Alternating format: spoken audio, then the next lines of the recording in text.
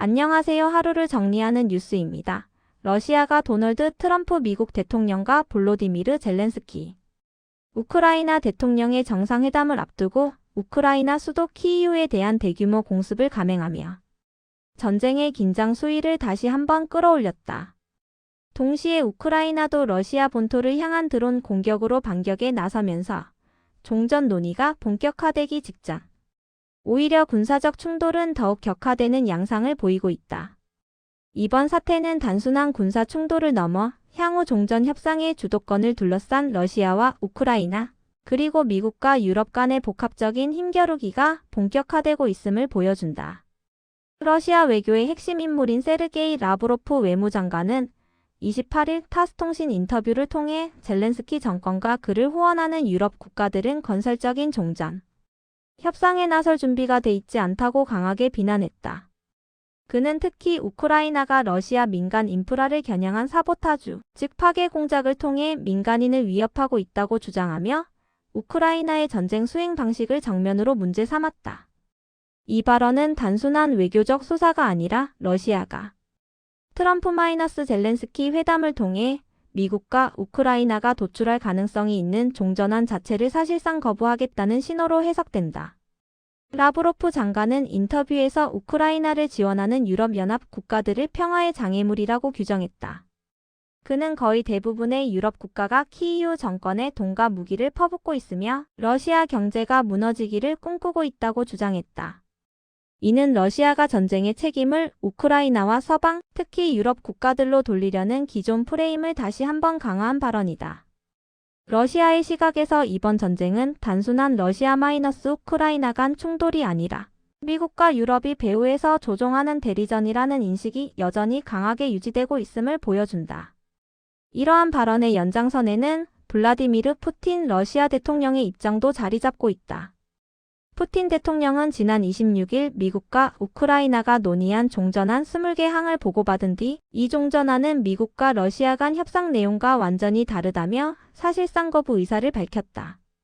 이는 러시아가 미국과 직접 협상하는 틀을 선호하며 우크라이나가 주도하거나 미국과 우크라이나가 공동으로 마련한 안에는 동의하지 않겠다는 강경한 태도를 재확인한 것이다. 종전 조건을 둘러싼 핵심 쟁점은 여전히 영토 문제와 전후 안보 보장 문제다. 러시아는 우크라이나가 돈바스 지역, 즉 도네츠크주와 루안스크주를 포함한 동부 지역의 영토를 양보해야 한다는 입장을 고수하고 있다. 이는 러시아가 이미 시료 지배하고 있거나 군사적으로 점령한 지역을 공식적으로 인정받겠다는 요구다. 반면 우크라이나는 영토 양보를 전면 거부하며 현 전선에서 전투를 중단하는 휴전을 우선적으로 주장하고 있다. 전쟁 이후 우크라이나의 안보 보장 역시 첨예한 대립 지점이다. 러시아는 유럽군이나 나토 군대가 우크라이나에 주둔하는 방안을 강하게 반대하고 있다. 이는 우크라이나가 종전 이후 사실상 서방의 군사 거점으로 변모하는 것을 결코 용납하지 않겠다는 뜻이다. 이런 상황에서 러시아가 선택한 수단이 바로 대규모 공습이었다. 러시아는 트럼프 대통령과 젤렌스키 대통령의 정상회담을 하루 앞두고 우크라이나 수도 키이우를 비롯한 주요 지역에 대규모 공습을 감행했다. 로이터 통신에 따르면 러시아군은 26일부터 이틀 동안 드론 500대와 미사일 40발을 동원해 키이우의 에너지 시설과 민간 인프라를 집중적으로 타격했다. 이는 단순한 군사시설 공격이 아니라 우크라이나 시민들의 일상과 생존을 직접적으로 위협하는 공격이었다. 이번 공습으로 우크라이나의 에너지 인프라는 심각한 피해를 입었다. 그 결과 키이우를 중심으로 2,600개에 달하는 주거 건물의 난방 공급이 중단됐고 187개의 어린이집과 138개의 학교, 22개의 사회복지시설 역시 난방을 사용할 수 없는 상태에 놓였다. 혹독한 겨울을 앞둔 상황에서 난방 중단은 단순한 불편을 넘어 생명과 직결된 문제다.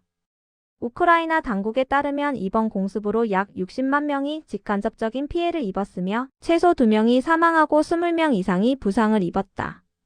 이오르 클리멘코 우크라이나 내무장관 대행은 이번 공격이 명백히 민간인을 겨냥한 것이라고 비판했다. 러시아의 공격 여파는 우크라이나 국경을 넘어 인접 국가로까지 번졌다.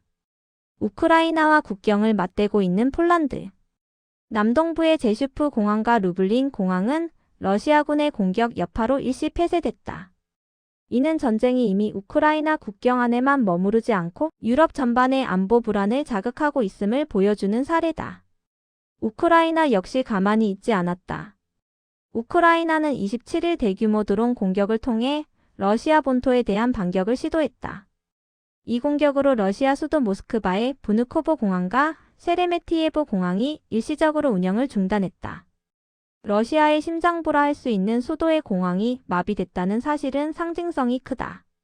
이는 우크라이나가 여전히 러시아 본토를 타격할 수 있는 능력을 보유하고 있으며 일방적으로 밀리고 있는 상황이 아니라는 메시지를 국제사회에 전달하려는 의도로 풀이된다. 이러한 군사적 충돌이 격화되는 가운데 젤렌스키 대통령은 외교 무대에서 서방의 지지를 재확인하는 데 주력했다. 젤렌스키 대통령은 미국으로 향하기 전인 27일 캐나다 노바스코샤주 헬리팩스에서 마크 카니 캐나다 총리와 회담을 가졌다. 이 자리에서 카니 총리는 러시아의 키이우 공습을 야만적이라고 규탄하며 우크라이나에 대한 25억 캐나다 달러, 우리 돈으로 약 2조 6천억 원 규모의 신규 경제 지원을 약속했다. 이는 군사 지원뿐만 아니라 전쟁으로 피폐해진 우크라이나 경제를 떠받치겠다는 정치적 메시지이기도 하다. 이번 일련의 사건들은 트럼프 젤렌스키 정상회담을 둘러싼 국제 정세가 결코 단순하지 않음을 보여준다. 표면적으로는 종전 논의가 진행되는 듯 보이지만 실제로는 각국이 자신들에게 유리한 조건을 확보하기 위해 군사적, 외교적 압박을 동시에 강화하고 있다. 러시아는 대규모 공습을 통해 협상 테이블에 앉기 전에 자신의 군사적 영향력을 과시하고 있으며 우크라이나는 드론 공격과 외교전을 병행하며 서방의 지속적인 지원을 확보하려 하고 있다. 미국 역시 이 과정에서 중요한 변수다. 트럼프 대통령은 선거 과정에서 전쟁을 조기에 끝내겠다는 의지를 여러 차례 밝혀왔다. 그러나 러시아와 우크라이나의 입장 차이가 극명한 상황에서 미국이 중재자로서 어떤 역할을 할 수 있을지는 여전히 불확실하다. 러시아는 미국과의 직접 협상을 선호하면서도 미국이 우크라이나 편에 서 있다는 근본적인 불신을 버리지 않고 있다. 우크라이나는 미국의 지원 없이는 전쟁을 지속하기 어렵지만 동시에 미국이 러시아와의 타협 과정에서 자국의 이익을 희생시키지 않을지 경계하고 있다. 결국 이번 키이우 공습과 드론 반격은 종전 협상을 앞둔 전야의 충돌이라 할 수 있다. 이는 협상 가능성을 높이기보다는 오히려 각자의 입장을 더욱 강경하게 만드는 요인으로 작용하고 있다. 전쟁의 향방은 여전히 불투명하며 단기간 내에 타협점이 도출될 가능성은 높지 않다는 분석이 우세하다. 다만 분명한 점은 이번 사태를 통해 우크라이나 전쟁이 단순한 지역 분쟁을 넘어 국제 질서 전반에 영향을 미치는 장기적 갈등으로 굳어지고 있다는 사실이다. 러시아, 우크라이나, 미국, 유럽 각국의 계산이 복잡하게 얽힌 이 전쟁은 앞으로도 세계 정치와 안보 환경의 중대한 변수로 남을 가능성이 크다.